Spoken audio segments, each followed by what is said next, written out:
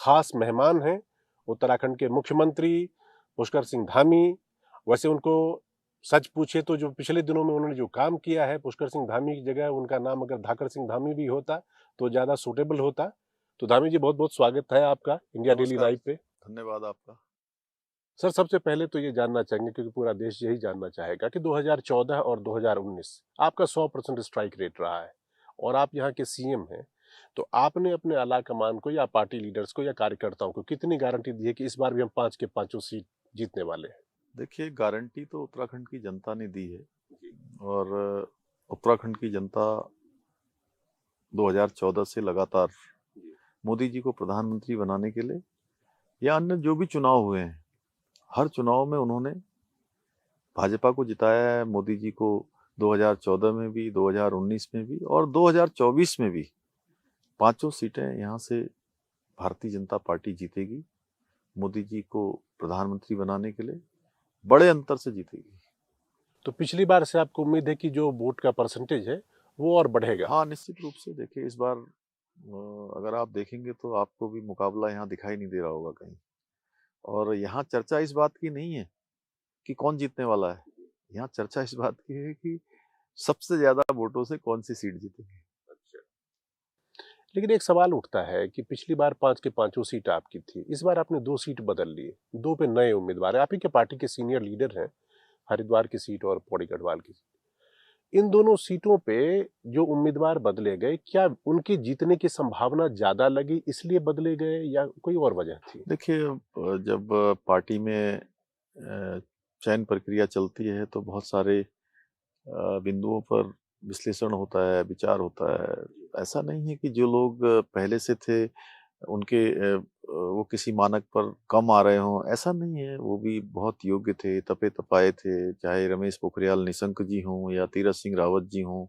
दोनों उत्तराखंड के मुख्यमंत्री रहे हैं, दोनों का एक लंबा अनुभव है, कार्यकर्ताओं से संवाद है। लेकिन देश-काल परिस्थिति में कई बार ऐसे निर्णय होते हैं और जो लोग नए आए हैं, जिन लोगों को नया प्रत्याशी बनाया गया है, तो सब कार्यकर्ता उनके लिए भी काम कर रहे हैं। और इस बार तो चुनाव मोदी जी को प्रधानमंत्री बनाने का है, तो इसलिए सब लोग लग के जो है उनको भी जिताएंगे भारी बहुमत से। जी, ये बात तो है कि ब्रांड मोदी इस बार पिछले 2 चुनावों के मुकाबले और भी ज़्यादा मजबूत और सशक्त है। लेकिन धामी जी, आपने भी बहुत सारे काम किए हैं और आप जनता के बीच में भी जाते होंगे, संवाद करते होंगे, वोट देने की अपील करते होंगे। तो आपका काम और मोदी का नाम, दोनों ही चीज़ों में क्या आपके सामने कैसे आता है? देखिए मोदी जी का चूंकि 10 सालों में बहुत काम हुआ है और ऐसे-ऐसे काम हुए हैं उत्तराखंड में जिसके बारे में लोग सोचते भी नहीं थे। मैं कह सकता हूँ भूतो न भविष्यति। और 10 सालों में 2 लाख करोड़ से भी ज्यादा की योजनाएं उत्तराखंड राज्य के लिए आदरणीय प्रधानमंत्री मोदी जी के कार्यकाल में स्वीकृत हुई हैं और इतनी ही योजनाएं अभी पाइपलाइन में चल रही हैं। तो उत्तराखंड की जनता मोदी जी से बहुत प्रेम करती है और साथ में डबल इंजन की सरकार है। तो डबल इंजन की सरकार भी मोदी जी के मार्गदर्शन में जो हमने वायदे किए हैं, जो संकल्प किए हैं, उन सबको एक-एक करके पूरा कर रही है। जैसे हमने यूसीसी, हमारा एक बड़ा संकल्प था उत्तराखंड की देव जनता से, वो हमारा संकल्प पूरा हो गया है। आपने यूसीसी की बात की तो इसलिए मैं पूछना चाहूँगा, बीजेपी के एजेंडे को आप देखिए पिछले कई सालों से जब से पार्टी है और काम करने में, उसके 3 हर किसी से पूछिए कि बीजेपी के 3 बड़े काम कौन से? तो एक आर्टिकल 370 था, दूसरा अयोध्या में एक भव्य राम मंदिर था और तीसरा यूसीसी है। आप तो सबसे आगे निकले उसमें, 2 काम तो ऐसा था कि दिल्ली कह लीजिए, लेकिन आपने अपने राज्य में यूसीसी सबसे पहले लागू कर दिया। उसके पीछे क्या कि सबसे पहले आपने करने की सोची? देखिए ये हमारी पार्टी का देश की आज़ादी के बाद से लगातार संकल्प रहा है और 2022 के आम चुनाव में हम विधानसभा के जब हमारे प्रधानमंत्री आदरणीय मोदी जी के नेतृत्व में गए थे, तो उत्तराखंड की जनता के सामने ये हमने संकल्प रखा था। ये वायदा किया था कि नई सरकार के गठन होते ही हम जी, और आपने पहले उत्तराखंड कैबिनेट में ही मेरे ख्याल से हमने सबसे पहला निर्णय यूसीसी को राज्य में विधेयक के रूप में लाने के लिए निर्णय लिया था। और जो जनता से हमने वायदा किया था, जैसे मोदी जी की बहुत सारी गारंटियां पूरी हुई हैं, देश आज मोदी जी की गारंटी पर गारंटी मानता है, तो उसी तरह से यह भी उनकी एक गारंटी थी। उत्तराखंड की जनता ने उस पर अपना मैंडेट दिया था, अपना मत दिया था। तो ये हमने पूरा कर दिया। तो 6-7 फरवरी की बात है, आपने विधानसभा में किया, फिर उसके बाद राष्ट्रपति की मुहर भी इस पे लग गई। अब उसको तकरीबन 2 महीने से ऊपर हो गए। क्या फीडबैक है आपके पास? अभी देखिए वो चूंकि एक्ट बनकर अब लागू होना है, तो उसके लिए हमने एक कमेटी बनाई हुई है। कुछ जगह पर नई व्यवस्थाएं करनी है, रजिस्ट्रेशन से संबंधित अन्य व्यवस्थाएं, तो विस्तार से उस पर काम चल रहा है। जल्दी उसका काम पूरा हो जाएगा तो फिर उसको एक्ट के रूप में काम करना शुरू करेगा। लेकिन कुछ एक खास तबका है मुस्लिमों में जिनको ऐसा लगता है कि शायद ये जो सरकार का कदम है या सरकार का जो फैसला है, सरकार जो चाहती है वो हमारे हित में नहीं है। तो बतौर मुख्यमंत्री और सरकार के नुमाइंदे के तौर पे आपके शायद एक तरह से दायित्व और जिम्मेदारी ये भी है कि उनको कन्विंस करके सही बात आप बताएं। बिल्कुल हम देखिए ये एक्ट जब लागू हो जाएगा, जो भी कुछ भ्रांतियां हैं वैसे तो हम लोग समय समय पर बोल चुके हैं कि किसी के खिलाफ लाया हुआ नहीं है, किसी को टारगेट नहीं किया गया है। ये तो महिलाओं के सशक्तिकरण के लिए है, बच्चों के भविष्य के लिए है, पुरुष वर्ग की भी इसमें चिंता की गई है, कुरीतियों के खिलाफ है और देश की जो आधी आबादी है उसके लिए पूरा कानून है। तो किसी को भी इसमें कोई संदेह जैसी स्थिति नहीं है और जब ये लागू होगा तो सारे संदेह दूर हो जाएंगे। तो क्या ये वजह है इसको माना जाए कि जो आप बात करें कि महिलाओं के सशक्तिकरण की बात है, महिलाएं मजबूत होंगी और जो मुस्लिम समुदाय है, शायद उसको लगता होगा या उसके जो तथाकथित अपने आप को जो नंबरदार समझते हैं कि हम ही उनके मतलब मालिक हैं, उनको लगता है कि महिलाएं मजबूत होंगी तो शायद अपनी आवाज़ रख सकती हैं, उनकी सोसाइटी में एक अलग तरह की बात होगी, तो वो ऐसा चाहते नहीं कि महिलाओं सशक्त हों, इसलिए आपका विरोध होता है या आपके इस फैसले के पीछे जो है लोग लगते हैं? देखिए जो लोग महिलाओं को, उनकी आवाज को, उनके उत्थान को, उनके सशक्तिकरण को, उनकी सुरक्षा को आगे नहीं आने देना चाहते हैं, जिनकी ऐसी सोच होगी, वो इस प्रकार की बातें कर सकते हैं। अन्यथा इसमें सभी वर्गों का ध्यान रखा गया है और मैं सच कहूँ तो देखिए आज मोदी जी देश के अंदर जब से प्रधानमंत्री बने हैं, उन्होंने महिला सशक्तिकरण पर बहुत जोर दिया है। चाहे जनधन के खाते खुले हों, प्रधानमंत्री आवास योजना में 70% जो चाबियाँ मिली हैं घरों की, वो महिलाओं को मिली है। इज्जत घर बनाए गए हैं, उज्ज्वला योजना लाई गई है, लखपति दीदी योजना लाई गई है। सारी योजनाओं का लाभ सीधे-सीधे महिलाओं को सशक्तिकरण के लिए ही किया जा रहा है, जो भी योजनाएँ हैं। तो यह भी एक महिला सशक्तिकरण के लिए एक बड़ा कदम है। तो ये वाली चीज़ जो मतलब यूसीसी लागू होने के बाद इस बार जब चुनाव में आप लोग आप जब कभी भी जाते हैं, क्या आपके सामने कुछ महिलाएँ या कुछ ऐसे आए लोग कि आपने मुख्यमंत्री जी हाँ, बड़ा अच्छा बिल्कुल। काम किया, बहुत हमारी ज़िंदगी भी बेहतर हो जी, जाएगी बिल्कुल पहले? मुस्लिम बहनें बहुत बड़ी संख्या में आईं और मुस्लिम बहनों के साथ-साथ सभी समाज के लोग यूसीसी का समर्थन कर रहे हैं। बहुत उत्साह है प्रदेश के अंदर, क्योंकि प्रदेश की जनता ने सरकार भी इसलिए बनाई थी। एक बड़ा कारण था कि प्रदेश की जनता ने अपना मत समर्थन दिया, मैंडेट दिया, तो एक वायदा भी पूरा हुआ है। तो मुस्लिम बहनों ने तो जगह-जगह पर देहरादून, हरिद्वार, ऊधम सिंह नगर, अनेक स्थानों पर आकर धन्यवाद किया है इस एक्ट को लाने के लिए। चूँकि बात हम लोग मुस्लिम समुदाय की कर रहे हैं, आपने हाल में अतिक्रमण, मैं उसमें नहीं जा रहा हूँ कि आगे क्या था, अतिक्रमण जो एन्क्रोचमेंट है उसके खिलाफ ड्राइव चलाया और उसमें सबसे ज़्यादा मज़ारों का ज़िक्र आया और उसका लैंड मतलब जिहाद का नाम देके ज़मीन हथियाने के लिए किया गया, इस तरह की हरकतें। उसमें भी कहीं न कहीं से मेरे ख़्याल से आपने मज़ारों पर भी कार्रवाई हुई जो कि अवैध थे और मंदिर भी हटाए गए। लेकिन चर्चा सिर्फ़ मज़ारों की हुई। आपको लगता है कि आप जो काम या जो फ़ैसले करते हैं, आपने तो नेक नीयत से किया होगा कि जनता का सबका विकास हो या ठीक सिस्टम चले, लेकिन उसको सेलेक्टिव होकर मुस्लिमों के खिलाफ फ़ैसला बताया जाता है। देखिए रंजन जी, ये केवल और केवल जो लोग तुष्टीकरण की बात करते रहे हैं, जो लोग एक वर्ग को हमेशा डराते रहे हैं, हमेशा भय दिखाकर उनके वोट लेते रहे हैं, वो लोग इस प्रकार की बातें कर रहे हैं। लेकिन ये हमने सबके साथ एक समान व्यवहार किया है। अतिक्रमण हटना चाहिए, ये तो आप भी मानेंगे। बिल्कुल हटना चाहिए। अवैध कब्जे हटने चाहिए और सरकारी भूमि पर अवैध कब्जे, अवैध अतिक्रमण चाहे जिस लिए जो भी उद्देश्य सामने रखा गया हो, ये एक बड़ी साजिश भी देवभूमि में है। देवभूमि का जो मूल स्वरूप है, वो बना रहना चाहिए। पूरी दुनिया देवभूमि को आदर, श्रद्धा, विश्वास के भाव से देखती है और वही खराब हो जाएगा तो मैं समझता हूँ कि ये केवल देवभूमि के लिए नहीं, पूरे देश दुनिया के लिए एक बहुत अच्छी बात नहीं होगी। इसलिए हमने कहा कि जहाँ भी अतिक्रमण है, लोग स्वतः इसको हटा लें और बहुत जगह पर हटाया भी। जहाँ नहीं हटाया गया, वहाँ पर व्यवस्था के तहत उसको हटाया गया है।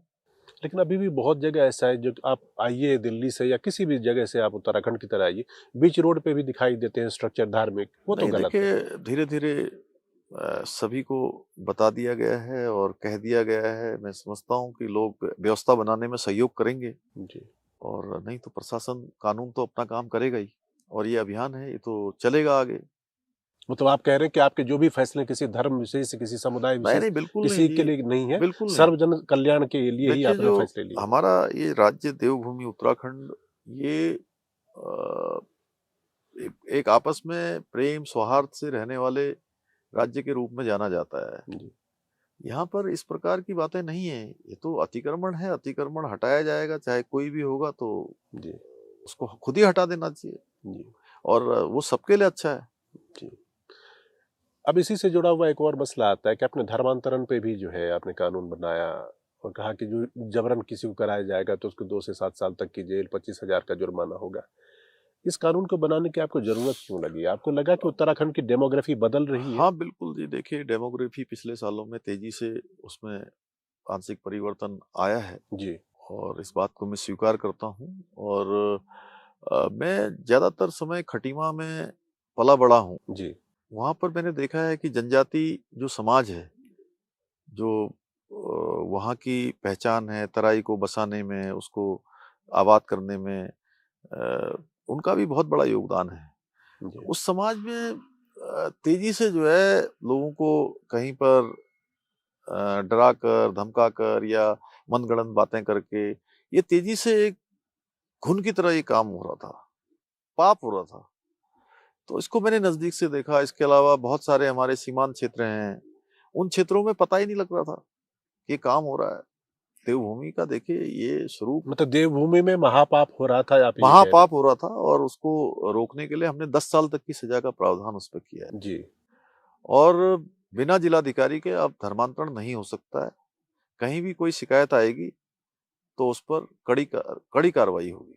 तो कड़ी कार्रवाई वाले कुछ केसेस आपके पास आए हैं जो पता लगा हो जब प्रशासन ने अ, कार्रवाई की हो इस तरह नहीं, की? जो भी जहाँ भी शिकायत आएगी या आई होगी तो उस पर कार्रवाई आगे बढ़ेगी और अब चूँकि जल्दी ही प्रचलन में आया है धर्मांतरण कानून, जी। तो लोगों को धीरे-धीरे जानकारी हो रही है और जो इस प्रकार के लोग थे, एक साजिश के तहत जो ये काम कर रहे थे, वो सजग हो गए होंगे, इसलिए अभी ऐसा कोई प्रकरण सामने नहीं आया है। प्रकरण सामने आएगा तो कार्रवाई होगी। आपने इसके पीछे लोगों की बात की, वो कौन लोग थे जो इस तरह का काम करवा रहे थे यहाँ पे? ये देखिए पूरे सोची-समझी साजिश के तहत कई बार हमारी जो बहन-बेटियाँ हैं उनके साथ भी धोखा होता है, फ़रेब होता है, छल होता है, प्रपंच होता है। बाद में पता लगता है। इसी प्रकार से कुछ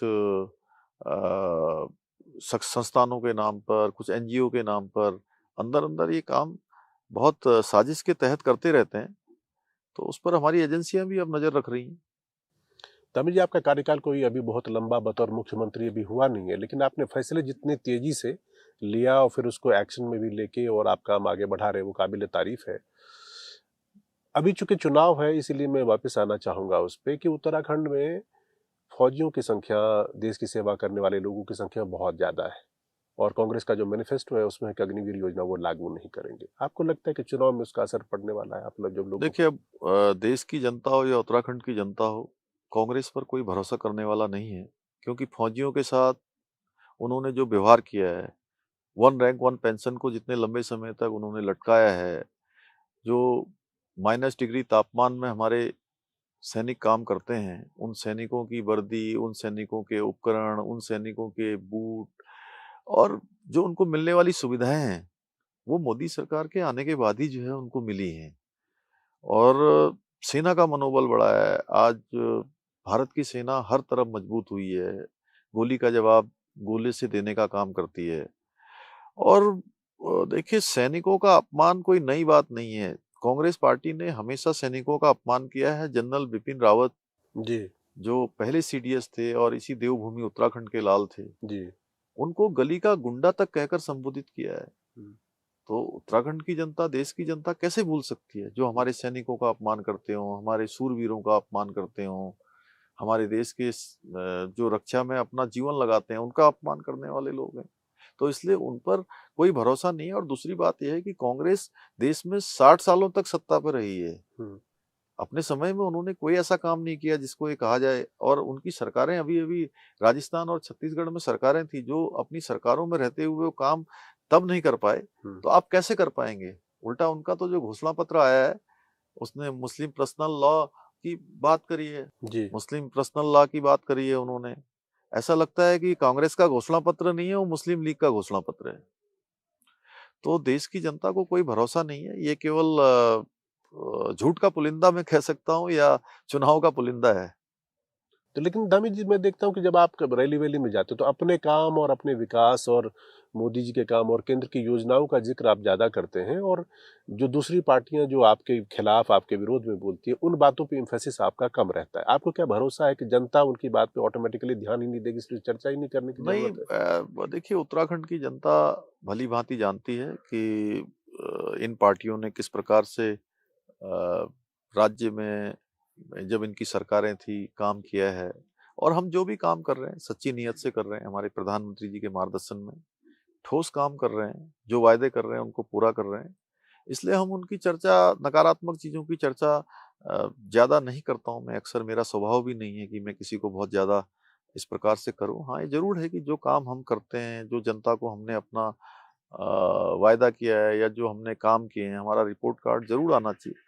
और प्रधानमंत्री जी की नीतियाँ हैं, केंद्र सरकार की नीतियाँ हैं, राज्य सरकार के फैसले हैं, वो सब हम जनता के बीच में रखते हैं। अब चुनाव है तो लेकिन चुनाव में ये भी बताना पड़ेगा जो आप कह रहे हैं जी। कि उनके उनके कारनामे क्या रहे हैं, भ्रष्टाचार की जननी कौन रही है, परिवारवाद को किसने पोषित किया है, देश के अंदर तुष्टीकरण किसने किया है।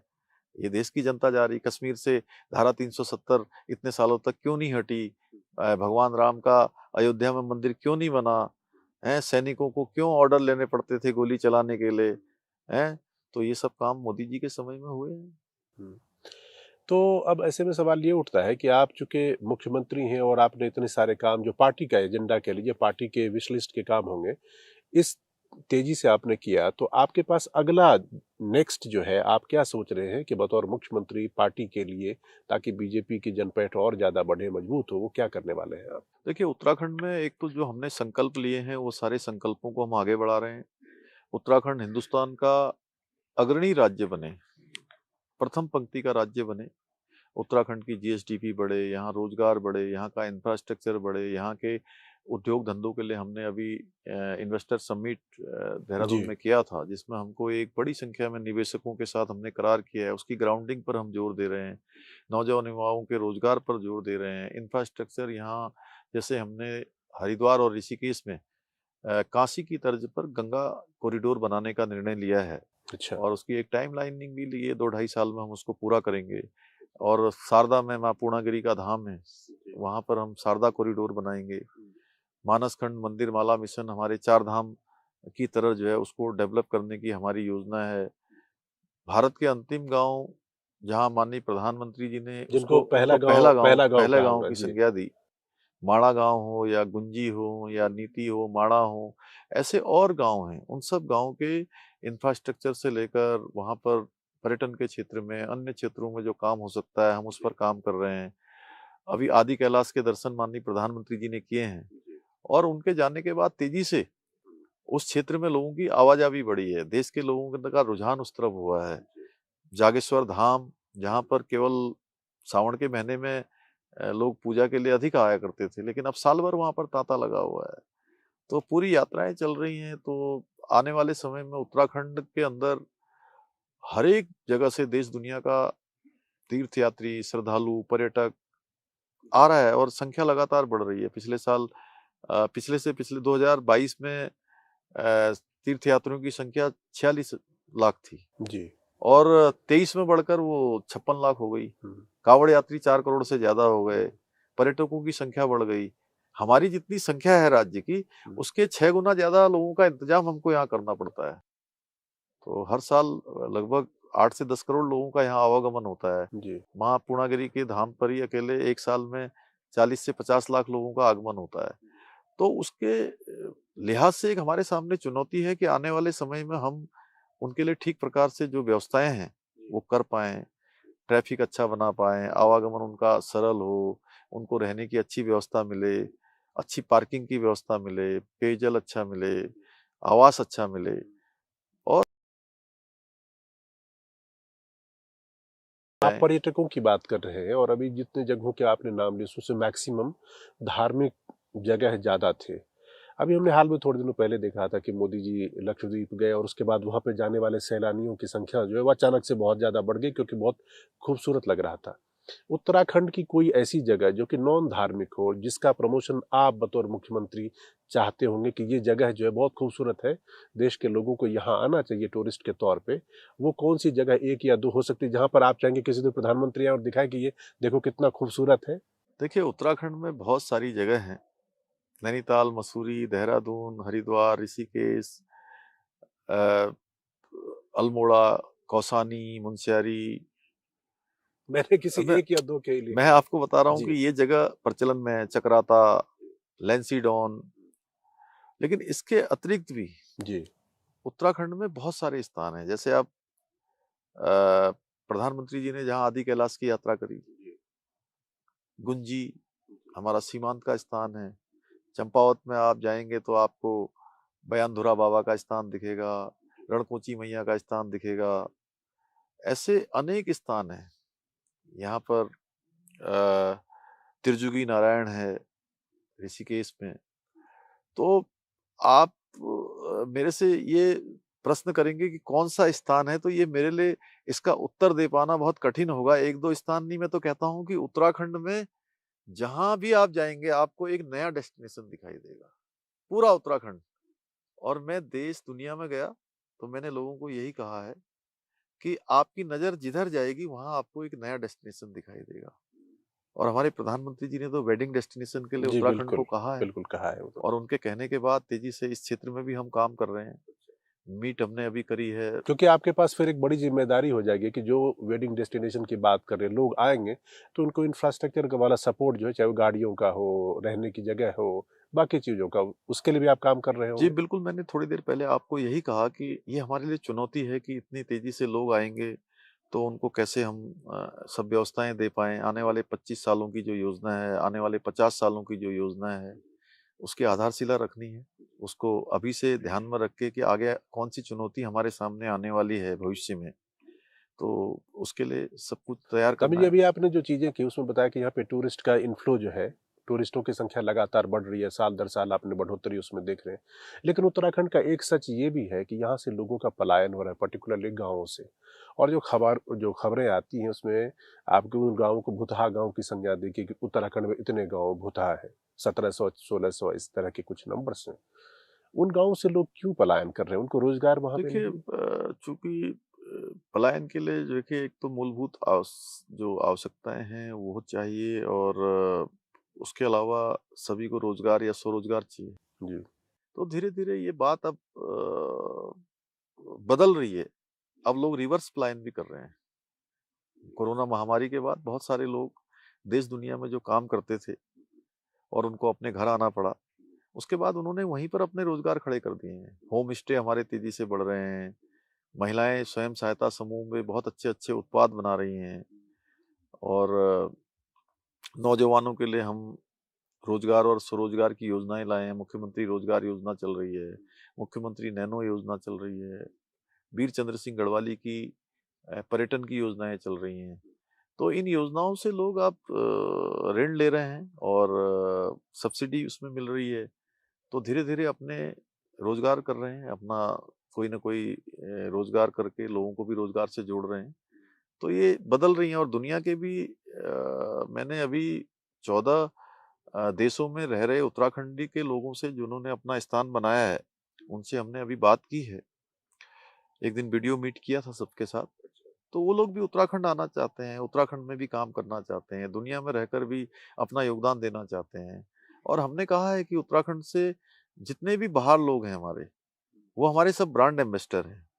और ब्रांड एम्बेसडर के रूप में वो अपनी सेवाएं देने के लिए तैयार हैं। अपनी मातृभूमि से, अपने पूर्वजों की भूमि से, अपनी जड़ों से जुड़कर कुछ काम करना चाहते हैं, तो हमारी वो भी सहायता करेंगे। आपसे पहले जब त्रिवेंद्र सिंह रावत जी थे तो उन्होंने पलायन आयोग जिसको आपने बाद में पलायन निवारण आयोग आपने कर दिया था। उस आयोग की रिपोर्ट क्या कहती है? क्योंकि जो हमने देखा उसमें तो ये है कि 2008 से 2018 के बीच की अगर संख्या को देखें वो, और 2018 से 2022 को अगर देखें वो, तो उसमें ज़्यादा है वो कम होने की जगह ज़्यादा नहीं, है। नहीं, अब थोड़ा-सा उसकी रिपोर्ट बदल रही है। अच्छा। धीरे-धीरे लोग अब जो है अपने रोज़गार करने शुरू किए हैं और बहुत अच्छे-अच्छे पलायन आयोग के जो सदस्य हैं, जी। वो भी बड़े अलग-अलग क्षेत्रों में काम करने वाले हैं। उनमें से भी कुछ लोगों ने तो अपना ही रोज़गार खड़ा किया और जो अन्य स्थानों पर रहकर भी कर सकते थे अपनी पढ़ाई-लिखाई करने के बाद। ऐसे बहुत सारे लोग हैं जो वापस अपने घरों को आ रहे हैं और धीरे-धीरे ये स्थिति बदलेगी लेकिन और आपने तो जिनको पलायन निवारण आयोग का जो अध्यक्ष थे आपके नेगी साहब, उन्होंने अपना घर ही बेच लिया वहाँ पर, बताया गया कि पौड़ी में उन्होंने अपनी ज़मीन बेच दी। अब तो उसकी देखिए बड़ी वो आलोचना हुई कि भाई आप अ, जिस चीज़ के लिए कहने के लिए जा रहे हैं और खुद ही आप कम से कम वो तो करते। नहीं अब नेगी जी योगदान दे रहे हैं अभी अपना। अच्छा। तो इस बार के चुनाव में जैसा कि आपने बताया कि आपकी पार्टी काफ़ी आपके हिसाब से 5 बाय 5 का रिजल्ट आएगा। आपके लिए अगर कोई एक चीज़ या कोई एक काम अगर आप पार्टी को संदेश देना चाहेंगे या लोगों को संदेश देना चाहेंगे कि इस बेसिस पर मुझे वोट करिए, तो वो कौन-सी चीज़ होगी जिसके बूते आप कहेंगे कि आप हमारे वोट दीजिए और बीजेपी को देखिए, जिताइए? मैं यही कहना चाहता हूँ कि मोदी जी के दिल में उत्तराखंड बसता है और उनके मार्गदर्शन में ये राज्य आगे बढ़ रहा है और उन्होंने उनका भी अपना एक उनके मुख से निकले हुए शब्द हैं कि 21वीं सदी का तीसरा दशक उत्तराखंड का दशक होगा और मोदी जी उसको बनाने के लिए लगातार प्रयास करते हैं, उनका संकल्प है। बाबा केदार के अनन्य भक्त हैं, आदि कैलाश के अनन्य भक्त हैं और हमको इस दशक को उत्तराखंड का दशक बनाने के लिए चूँकि मोदी जी ने हमारे लिए सब कुछ किया है, राज्य के लिए जो भी योजनाएँ हैं, जो भी यहाँ की आवश्यकताएँ हैं पिछले 10 सालों में इतना काम हुआ है कि जो देश की आज़ादी के और सालों को देख लिया जाए तो उस पर ये 10 साल बहुत ज़्यादा भारी पड़ने वाले हैं, कई गुना ज़्यादा हुआ है। इसलिए अब हमारा अवसर है कि मोदी जी को हम लोग ताकत दें और उनका जो 400 पार का नारा है, उस 400 पार के नारे को सहयोग करें और उत्तराखंड की पाँचों सीटें जिताकर फिर से जो है चुनाव के बाद तीसरी बार जब मोदी जी प्रधानमंत्री बनेंगे, तो हमारी डबल इंजन की सरकार और तेज गति से काम करेगी। चलिए, हमारी बहुत-बहुत शुभकामनाएँ आपके साथ है कि इस बार भी आपके नेतृत्व में यहाँ पे बीजेपी 5 की पाँचों सीटें जीते और नया रिकॉर्ड बनाए कि हैट्रिक लगाए। तो ये थे उत्तराखंड के मुख्यमंत्री पुष्कर सिंह धामी, जिन्होंने बताया कि कैसे वो अपनी पार्टी के लिए दिन-रात मेहनत कर रहे हैं, ताकि इस बार एनडीए गठबंधन 400 के पार और बीजेपी को जो सीट चाहिए, वो हासिल हो। तो धामी साहब का बहुत-बहुत शुक्रिया कि उन्होंने इंडिया डेली लाइव के लिए अपना वक़्त निकाला, हमें टाइम दिया। इंडिया डेली लाइव पर खबरों का सिलसिला लगातार जारी है। आप देखते रहिए इंडिया डेली लाइव।